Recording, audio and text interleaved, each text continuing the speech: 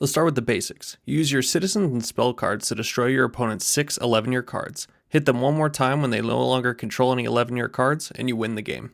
To start, you shuffle your deck, place the top 6 cards of your deck in your 11-year row face down, then draw 6. You can shuffle as many of these cards back into your deck and draw that many to recur your hand. Let's get into turn phases. Disengage. At the beginning of your turn, you disengage all cards under your control. Draw. Each player draws 1 card per turn, the only exception being that the player that goes first doesn't draw on their first turn.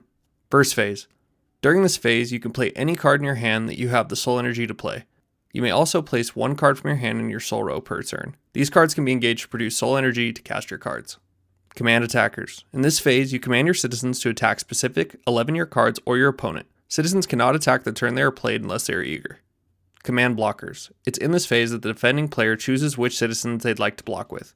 Combat interactions then occur one by one, with the order being chosen by the attacking player.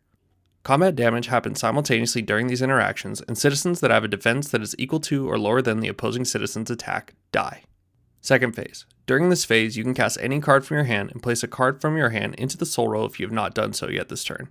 End of turn. This is where the active player decides their turn is over and declares it. The opposing player may cast spells during this phase, and the active player may respond as normal. One keyword I want to mention is short time. To be on short time, a player must control less 11-year cards than their opponent. The zones of the game are the island where citizens go when they are cast, the 11-year row which contains your 11-year cards, the soul row which contains the cards you play as soul cards, your limbo pile which is where citizens go when they die and spells go when they resolve, and abolish pile which is considered to be outside of the game. Now let's quickly go over 11-year cards. When one is destroyed, it is revealed and its controller may cast it instantly for its 11-year cost. If they choose not to, it goes to their hand. In Kryptik, the resource used is soul energy. This is an example of soul cost. And here's an example of soul provided by a card. Dual color soul stones in a soul cost can be paid for by either color, and dual color soul provided can provide either color.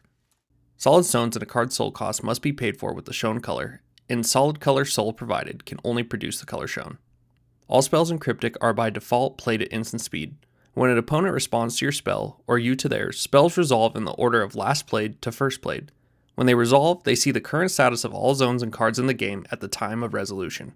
Many cards in Kryptik have reminder text to tell players exactly what they do, but if you have any questions, please check out the rulebook which is linked in the description below. Good luck and have fun.